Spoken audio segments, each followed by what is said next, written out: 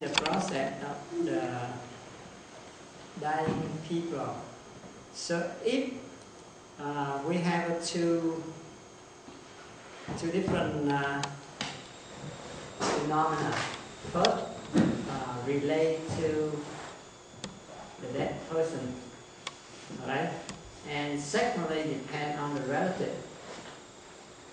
For a dead person, if during the lifetime he practiced let go detachment, right?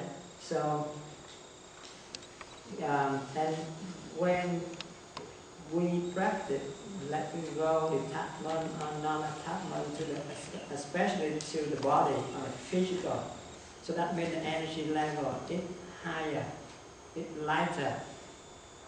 So at the last minute, when we transform all the energy left over in the physical body into the photon, that means the lighter body. So it will travel depend on the frequency we accumulate through our life. Alright? So if that person not practice good, still attached to the physical body or the physical world, so the frequency is lower, more condensation. So after it converts into the photon, the light after that, it will be at a low frequency, low level. So it takes longer time for him to travel to the destination. And also, for the relative, when we do the grieving, mourning, that means that we send the same negative energy to pull that energy back. We can send out the energy for sympathy, but it's not for grieving, not for mourning, but crying, not attachment. Because if we send that negative energy, okay, it attracts the negative energy by the law of attraction. But by sending the positive energy, because if we know that's not the end of life, it just transforms the energy from the lower level to the higher level. And that's just a cycle of life.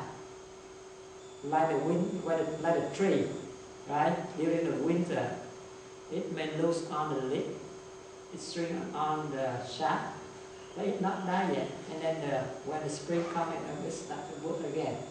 So if we look at the mundane eye, we can see, okay, at the end of the light, that means we transform from one state to the other, but it's not. The energy is still moving in the universe, and then depend on the direction, depend on the frequency, depend on the power we accumulate through our life. So if the relative can send the positive energy to support for that, that means if the dead person have a low energy, but the relative send in positive energy, that means we supply more energy, so we live up. We can do anything good, anything with merit, and we send out the sympathy energy, and we send out the positive energy, let go, and encourage that soul go. So he will go faster and go to destination faster. On the other hand, if the relative doesn't know that, and we grieving, mourning, crying, and we try to hold him back, that means more attachment, and it takes longer time for him to travel. And especially for the accident for people, certainly that, okay, they did not prepare for that. For the people with sickness, with aging, they have a process of time for preparing. So they know sooner or later will go. But for people who have an accident or sudden death, okay, they not prepare for that, so they always get stuck around that. Okay?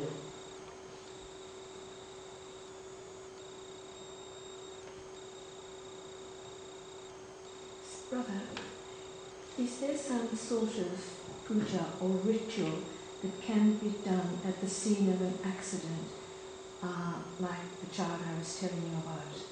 Because that's totally unexpected. Yeah, we can do that. That means the purpose of the ritual ceremony, what we call the waking bell to let that person aware that that's not the end of life. And the energy can be transformed into different level, different form. And by letting go, we have a quick recycle, quick regrow, rather than get stuck in there.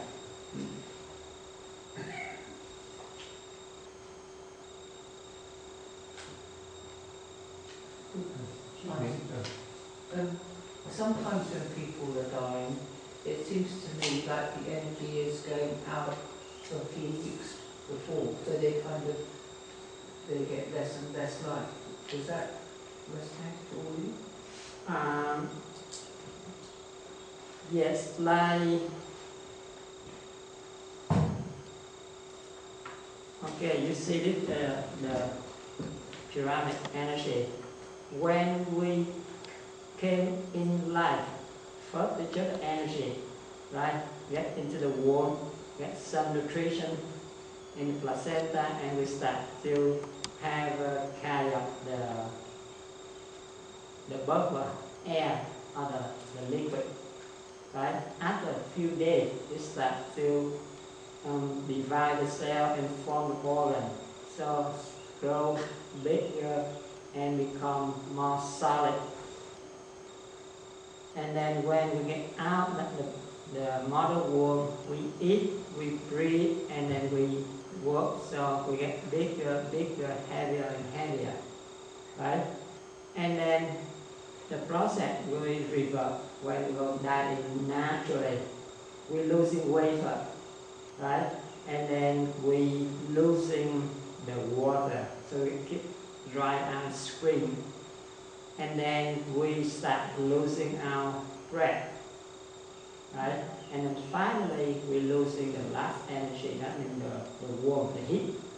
So the heat is the final stage. Otherwise, there's some people that already stop, the heart stop breathing, the lungs stop beating, but the heat still remains in the body. Depends, some few hours, some more than 12 hours, some only about 2 or 3 hours. And finally, if we follow that track,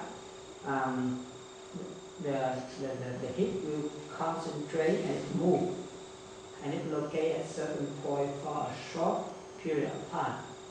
So that's why it has some tradition, okay, they can predict the future of that soul, where it will travel to depend on the location on the dead body.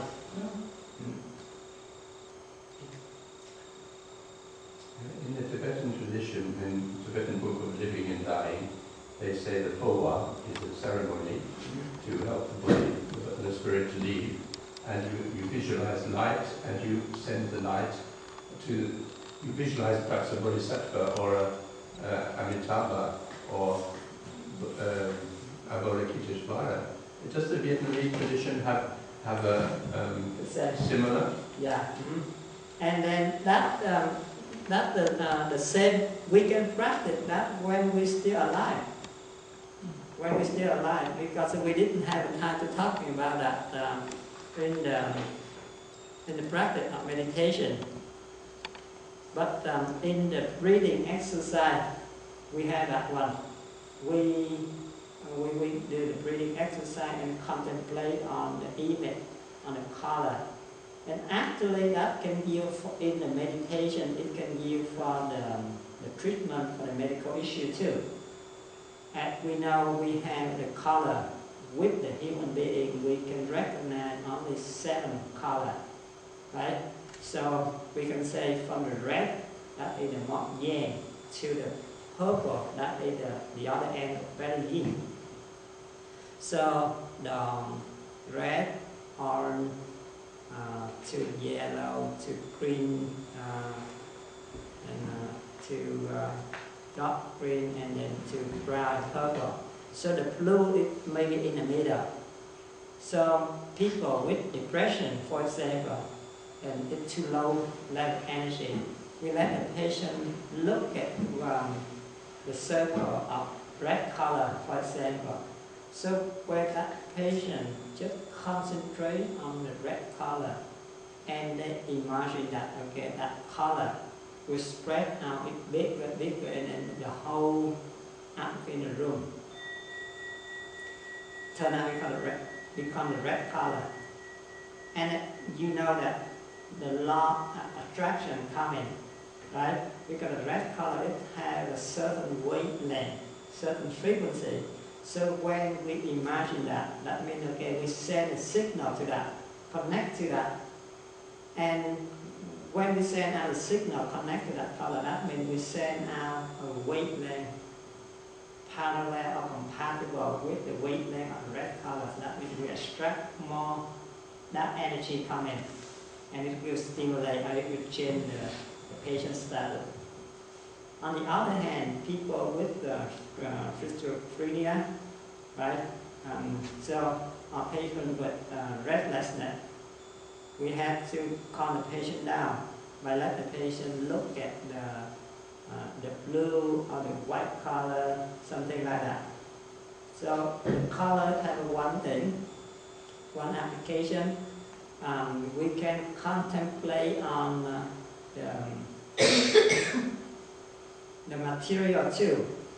In the sutra, the Buddha taught the monk to contemplate on the water, on the soil, on the fire, and on the air. So when we contemplate on that, it will draw the energy in the same token by create the mind, the brain wave. So it will collect, it will extract all of that weight that come in, and then, okay, it will turn out. And then for the last, I believe it has some story in Japan. For boxer, it has some boxers, very well in Japan. They asked the Zen master to teach them that technique, so they can be a very powerful boxer and no one can beat them. They apply the same principle. And for the spiritual practice, we usually have an image of the Buddha, the Maria, the Jesus, whoever. So when we look at that image and when we think about that, we concentrate on that, the energy will come in, right? And then also when we contemplate on that, when we imagine that, we have a direction, look like the target to approach to. But we have to practice until we get really concentrated. If not, we don't have the result. So it depends on how we concentrate. The more we practice, the faster it goes. The less practice, the more distraction, okay, so we have less result. Yes, well, my spiritual teacher says somebody dies, ask the angels to take your, ask if it's in the highest good for the angel to take your consciousness to where I usually ask for a child that's dying during the night and use it to their best advantage. Have you heard of that kind of thing? Can you say that again? He says, ask the angels to take my consciousness, if that's in the highest good, to use it for to help a child that's been killed in the night. I mean, it can be anybody. Some people do it with suicides or whatever. So you leave the decision of whether or not your consciousness is used to God, really, but you offer it. Yeah, that's true, but again, it depends on the preparation of the person. Yes, well, I'm hoping it will go to the children with a very low vibrational level, you know, who have such a miserable life. I don't know. No, not really.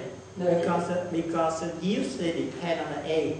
The children, okay, they have a very, very concentrated very high frequency because it's not be contaminated. When they pass the age of 6 or 7, they be contaminated by the mundane energy. But for the very young children, they very concentrate, very innocent. That's why we usually when we have a dead person in our family, usually the young children can see the image, can see the energy, Yes. right? But the elder people don't see that, don't sense that, because they're not be contaminated. But if they pass the 7, usually 6 or 7, okay, they start to losing all that capacity. The same thing to remember the past life. The children have a capacity to remember more than the older people. I thought if you had a very low karma, you might be reborn in as a baby in a place where they die of starvation for 5 or 6 months. But you don't think that's so? That happens, but it's not that on the case. Depends. It has again. It always have 2 sides, right? Yeah. If for example, we have to reincarnate, for example, we need to go through 7 classes, right? So if we are smart student, we can come in only a few months and then we finish, we graduate, right? And then we go up. But on the other hand, some students, okay, they are not very smart, okay, they come in and they cannot study. They have to go back.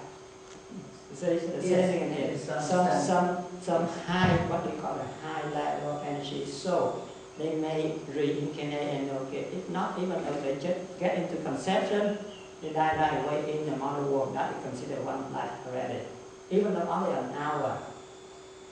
And some higher soul, they can at the same time reincarnate in 2 different, that means they manifest at the same time in 2 different bodies. Would The they same be place, related? different place. Yeah. Like twins or completely No, different? not twin. Twin, that means when we have a twin, that means in the past life they may be the husband and wife, or brother and sister, or brother and brother, or the very best friend. They have the same purpose, they promise the same thing, something like that. But I'm talking about at the high energy level soul. They have a capacity to at the same time manifest. That means reincarnate into different body. Maybe at the same country, maybe a different country.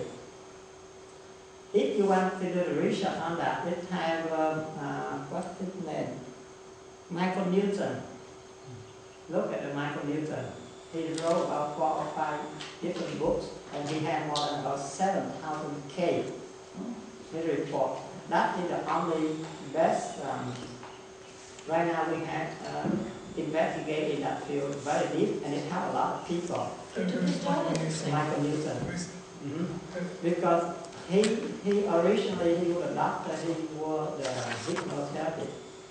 And after that, because you know that recently for the last 3 decades, as the energy from the universe is flowing faster and stronger, then it helps for the industrial development higher. But on the other end, that means it makes more people depressed, more suppression, more problem, more disease. So that's why the spiritual life starts to open the window for people to aware that. You see, in the developed country like Europe or in America, 100 years ago, we don't have much religion, right? Open window for all religion to come in.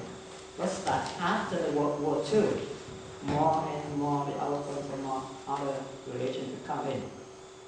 So the same thing in here in the spiritual world, they try to open window for whoever has opportunity to get involved and to be the, what we call the mediator.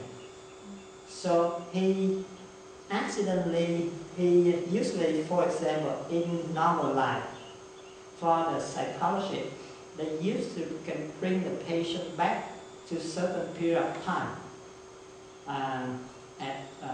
At birth, about 2 years old, 5 or 6, 12, 13, or about 18, 25, or when we get married, when we graduate, when we have a first job, something. That is some mark in our lifestyle, important event. But for, I think the first case, he got like a patient, a lady, she always feel nausea, vomiting whenever she got into the closed dark room. And then check up with all the doctor, physically no problem, check the blood, do all the X-ray, no problem, CT scan. Nothing they can find anything, nothing wrong. Send through the psychologist, nothing wrong. Send through the psychiatrist, nothing wrong. This doctor, he was a psychiatrist, and then he's also the hypnotherapist. So and then he tried to hypnotize that patient and to bring it back to see what happened in her life. And he just bring it back until usually most of the hypnotherapy, they can bring the patient back to around at 2 years old only. No one can bring back later on than that.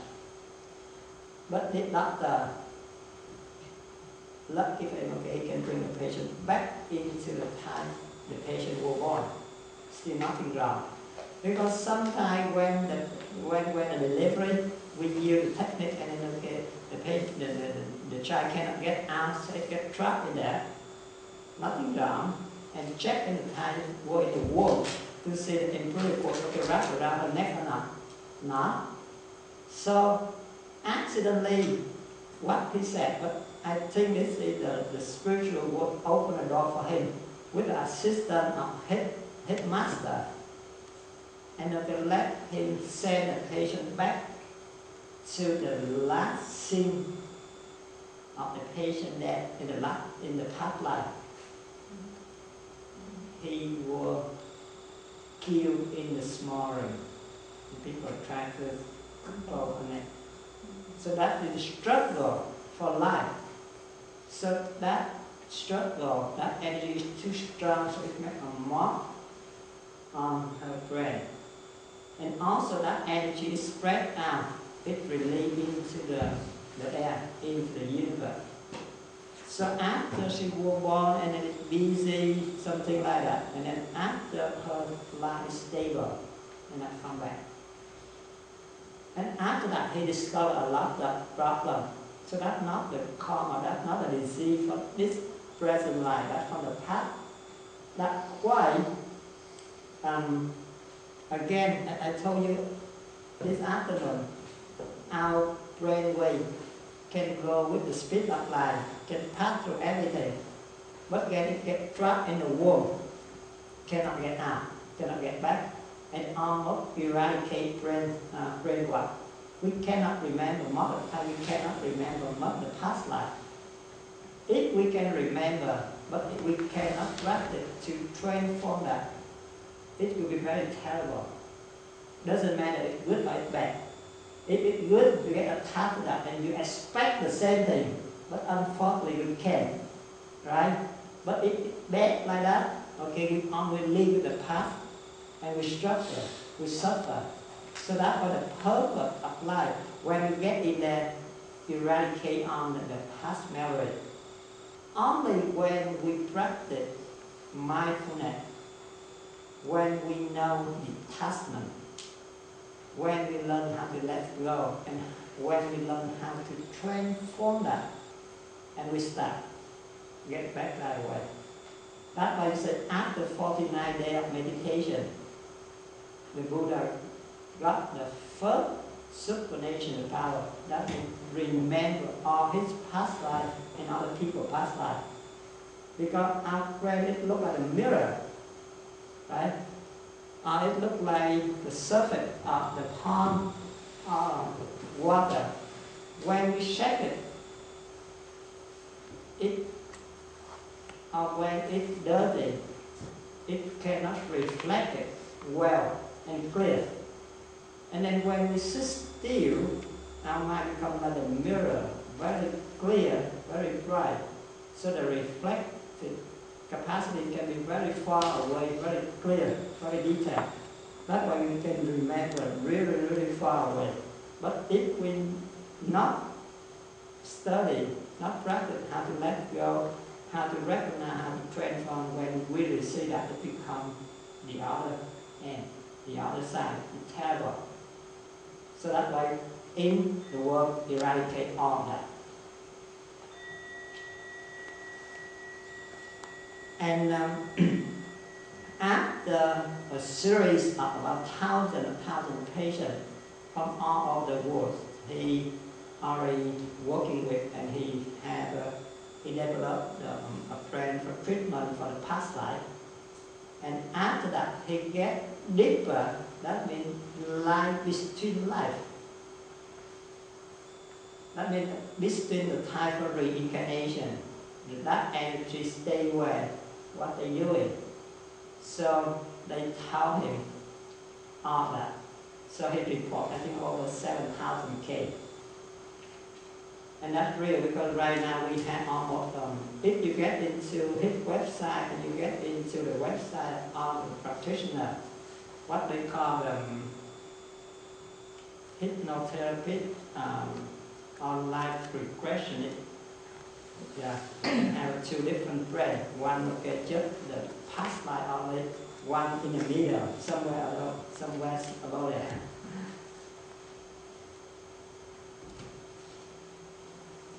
Can I just say that we're going to do a retreat here in October, nothing to do with Tibetan, with Thich Nhat Hanh, called Soul Travelers, and it's a group of people who do regression into past lives.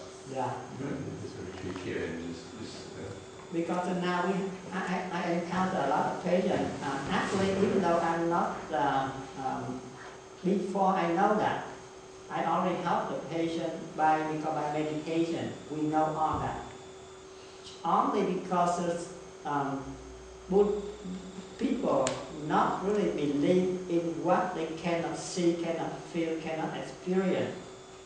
But now, because the window open, so this doctor can manifest all that one. He can ask the patient a question, he can maintain the patient in the low frequency, so they maintain the awareness, but if not get involved in the consciousness. So the patient still can hear the question, the voice of the doctor, but the consciousness not get involved, because the consciousness get involved, so it becomes distracted and something not good, they cannot retry, they cannot tell the truth. And then also everything was recorded during the whole session. After, okay, they can replay it. So we had a group for that.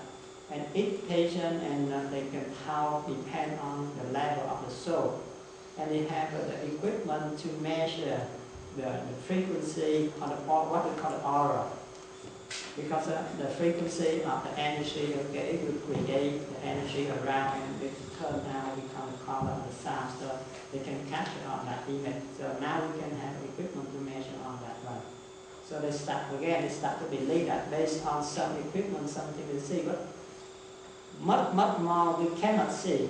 We can experience that only. It looks like the story between the fish and the turtle. You know that story? The fish can live in the water only, right? He cannot travel out in the air or on the ground. But the turtle, he can live in the water, get along with the fish, but he can travel to the ground. And then on the sunny day, he likes to come up here, okay, traveling around, look at the sky, look at the green, look at people, the car. And then he wandering around for a few days. And then he come back to the pond. The fish asked, where did he go, guys? I travel up there. You kidding me? How can you go up there? I'm walking.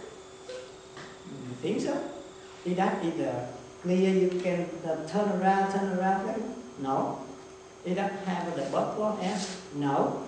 But whatever the fish asking the turtle say no. Because the concept of the fish live in the environment, so whatever his mind, okay, his conception, only that. Right? So whatever he asks the turtle say no. So that means, okay, you have nothing because you tell the lie. Right? The same thing in the meditation or in the true reality. If I drink hot water, you drink hot water too, but the temperature will be different, right? And the adaptation, maybe I get used to drinking hot water, so I drink a 60 degrees Celsius water, I feel normal. But if you not get used to that 45 centigrade degree, you feel burning the throat. So how can we know? Right? I think a cup of tea, why some people drink normally easily, but I cannot drink, I cannot sip a sip. So that's why it's something we need to be in there, we need to be experienced by ourselves. And we don't need to say anything. Say, okay, I'm there, okay, I know what you mean. You see, but if you're not in there, doesn't matter how you explain. You can yield it the same, or you can yield the other same, but all that imagination. But it's not the real. But when you're in there, okay, I know what you mean. That's it.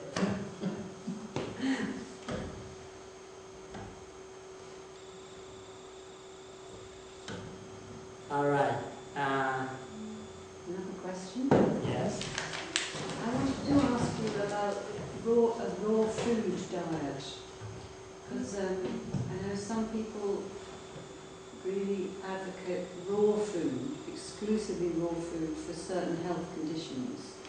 A cousin of mine had quite severe bipolar disorder, used to be called manic depression, and she has really changed her life experience completely by having a very rigorous raw food diet. It was quite tough. She has to spend a lot of time preparing the food, and her family eats different things, but it's made a difference for her. And I wondered what your experience was. Yes, thank you very much for that question. And again, I remind people all the time, no one, no phenomena in this world can survive or develop without energy. Right? Remember that. So, the disease is, the sickness, the wellness, whatever, still need energy. Secondly, everything has two sides, good and bad. For the raw food, it's good in terms of fresh energy. That is the true energy. But what makes the human being more advanced than ape, monkey, or the other mammal? Yeah. They know how to use the 2 and the 5. So that's why, okay, it has advantage and disadvantage.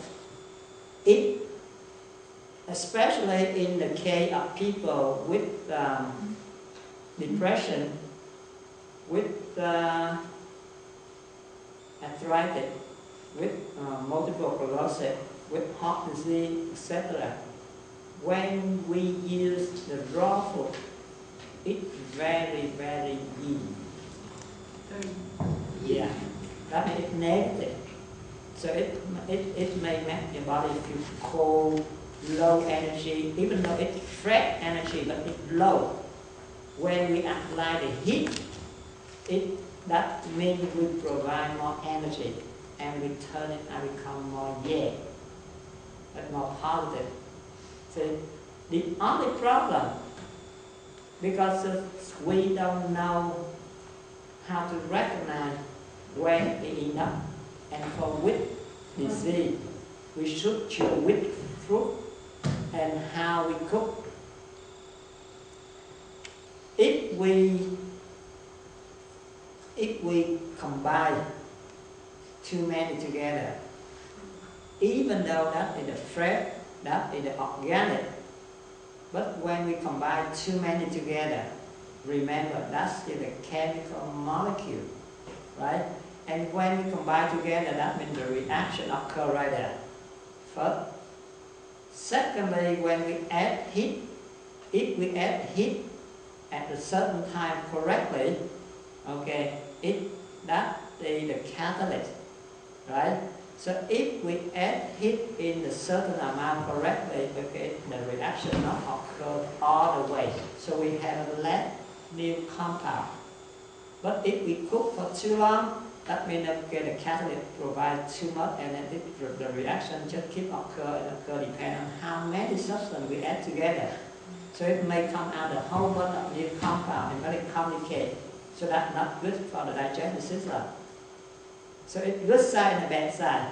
And then also when we add more ingredient in there, more spicy stuff in there, that means it's more catalyst in there. And then okay, it come out more and more complex compound. And another bad thing too, that means okay, originally all the mineral in the soil that is inorganic, and then it bring all that into the plant to manufacture, to transform that into the organic. And then when we cook incorrectly, when we combine incorrectly, it turns back to inorganic again. Our body cannot absorb that, so it gets stuck in the body. So the cooking technique, the combination technique is very important. Like here, we didn't have an opportunity to talk about it, but now yesterday we're talking about the combination of this already in the ratio, and we did not talk about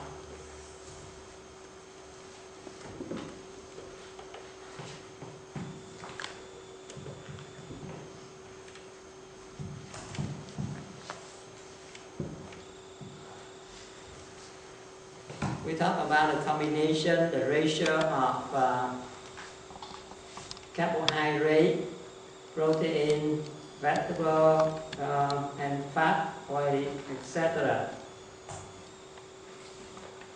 But for fruit,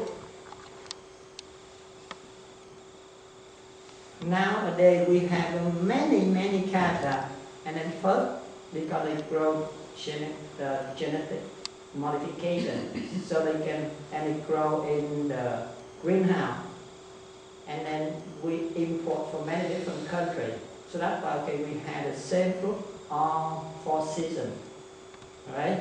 So that we first it again in Asia. Secondly, when we use it, especially when we use for dessert, correctly we should eat on this fruit. Doesn't matter that is the acid, that is sub-acid, or that is the alkali. We should eat it on empty stomach. That's the first thing. Because when we eat on an empty stomach, it will absorb right away. So all the vitamin and the mineral will remain in the organic form, in the useful form. But if we leave it too long in the stomach, the acid will convert that, ferment it, and make it become inorganic, or make it change to different substance. We should eat the alkali fruit on an empty stomach. Doesn't matter what kind of. All of them. All of them, yeah. When we eat on empty stomach, okay, get into the blood, it will make it alkali. So first, if we eat it during the meal or after meal, okay, it will slow down the rate of absorption, because it takes only about 15 or 20 minutes for all this one to get through the intestine. But then if we eat after meal, it remains in the stomach for 2 or 3 hours at least. So that means it changes. Secondly, when we eat fruit, nowadays we worry about all the chemical and the preservative, the wax and everything on the peel, on the cover. So we try to eliminate that. You see the correlation? The fruit, the vegetable, whatever the precious of that, whatever good, they not show off. They try to hide inside the molecule of the cellular molecule. They have to protect in that, because they don't want to show up. If they show up, the insect will come to eat. If they show up, the oxygen in the air will oxidate that.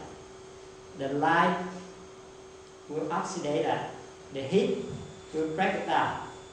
So that way it needs to be hidden inside that. And that's not enough. That's not enough. Outside of that, they have the layer, a fan to cover for that. That is the protected layer. So in that layer, usually it has to be very thick, very hard, and then it covers the tape up very bitter. It has a tannin and a pectin in that to make the insect don't want to bite in that. It also, the mechanism of that chemical, it makes the cell, it shrink together, it tight close together, so the air cannot penetrate from outside in, from inside out. It makes the water cannot, it look like the waterproof, so the water inside cannot get out, the moisture outside cannot get in. So that is the protected layer. And now if we remove all of that, we eliminate all of that, that means when we eat that, we deny the protective mechanism of our body. That's why our immune system starts to get lower and lower, because we don't want to be protected, right? The nature gave us everything. I give you nutrition, I give you the protection, but you don't want. You kick me out. So that's why you not be protected. That is one mechanism of why when we eat and we eliminate that. When we eat, especially canned food, alright, we feel not good at the raw food. So that is one good one. So people depend when they say some advantage and say, okay, everything good, so I eat raw food. But raw food, it have advantage, certain point, but it have disadvantage to counterbalance for that. The other problem, when we eat the sweet one in between the meal or after the meal, you see that if we have the full stomach with all the protein, carbohydrate, fat, it takes about 2 to 3 hours at least to empty this one. Especially when we eat almost full stomach already, and then we have this on that very sweet. 15 minutes later, cannot dump it out yet. It's fermented. So when it's fermented, the gut builds up and we have a stomach problem. Okay? And also the sweet, the sugar, it will come down here. And when the sugar mixes with the fat, it will coagulate, clumping together. So the digestive fluid tries to break it out, and the sugar comes in and can bite again. So keep it out here. You take all my work for nothing. You see? So when, especially I'm talking about combining when we're drinking too. If we're eating, drinking together. Especially, I don't know, in Europe, but in America, they drink Coke or soft drink, cold drink in the middle of the meal. And most of the meal you see a lot of protein, a lot of fatty acid in there. So that is totally again, not too bad. The cold temperature, it already makes all the fat coagulate, clumsy together, right? And so the soft drink has a whole bunch of sugar in there. It's all coagulate. That means we eat a lot of good stuff, but it turns out all bad. Because it not only it wastes all energy from the liver, the gallbladder, the pancreas, the stomach, try to secrete the enzyme, the fluid to break it down, and all that comes in okay, to put it together. When it's clumpy together, going down here, cannot get through it. So the body will recognize that as the bad stuff. You've got secret out. So it block it more. Are you saying that the meals we've had here, we shouldn't have had pudding? You know, we've been eating soup and a main meal, and then we've had absolutely delicious raspberry or apple stew. Are you saying we shouldn't have that after that because it's sugar? If we use a small amount, it's okay. Yes, I eat a large amount.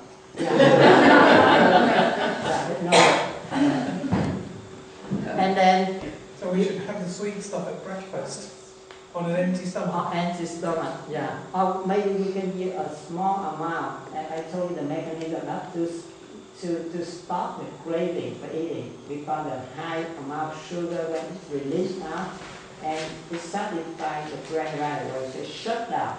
Yeah. But and then we abuse that, so we override that message. So I have, since I've been on this path here, which is very strange to me, that my sugar craving is gone. So I'm delighted about that. It's really helpful for me. So, and then when we crave for that, that means we override that message. And when we use that, too much sugar on the nutrition get into the stomach, it clumps it together. And then when it gets down here, it cannot penetrate, cannot pass the intestinal layer.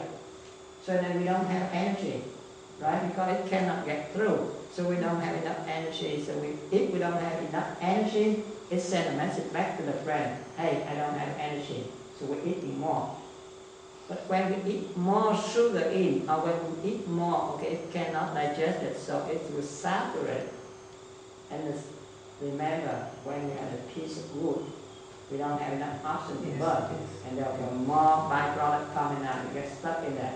So for practical purposes, should we have the pudding first? Yeah. So that's one thing, when we're talking about the sweet stuff. Next to that, if we eat, we say, okay, we know the pill is good for the protection, right? It has a lot of mineral in that. But and then we already know the mechanism of action that it has a tannin pectin. So it seals up the layer. So if we use on an empty stomach, it's good because that protective mechanism can get into help to protect our mucous membrane, the layer. But if we use that between the meal, what happens? It's kind of the same mechanism. When we use all that, okay, tannin in caffeine, in tea, in the fruit, come in here. All the body fluid, entrail fluid, try to break it down, and then come in, it combine together. That's only one mechanism of action. The other mechanism of action for all that, when it string the cell together, it tie it together. So, for the sugar, for the sweet stuff, it has only one mechanism. That means it just clump together, right? But it not make the cell tight. That means the whole still the same. Only the size of the molecule now is bigger. So for the tannin and the pectin, it's almost double or triple because it's not only clumped together, coagulate together.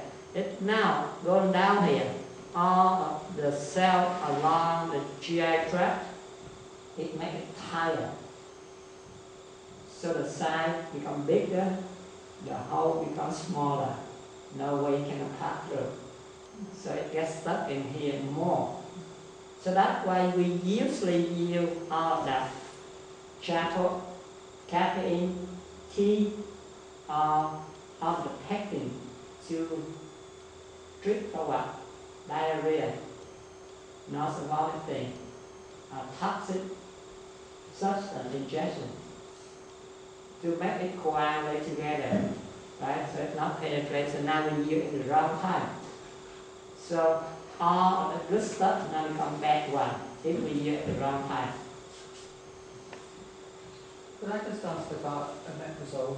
It's a protein inhibitor for acid reflux. Yeah. Does that, how does that interfere with digestion? I mean, for example, would it block the absorption of vitamins, do you think?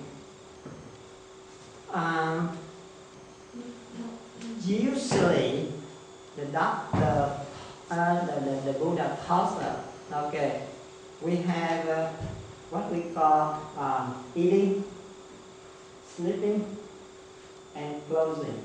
Never should be full supply. Why is that?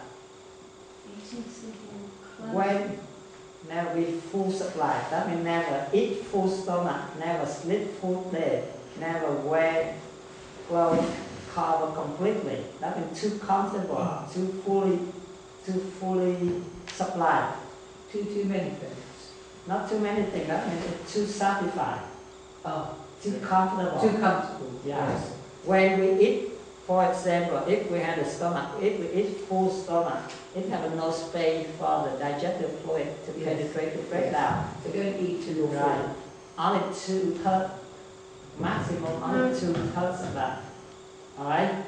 First, it's very scientific. If for some reason somebody told you, okay, eat the dessert, okay, you take a little bit more, or maybe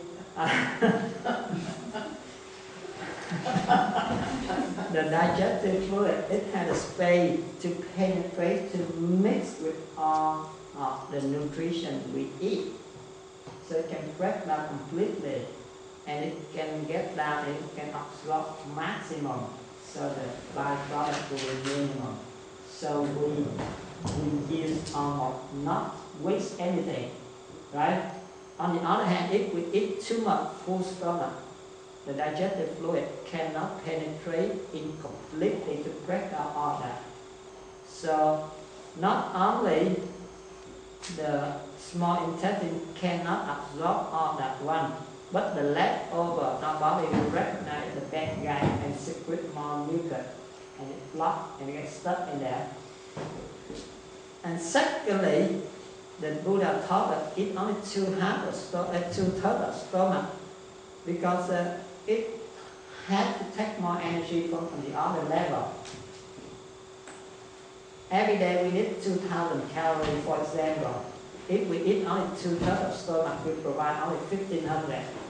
So our body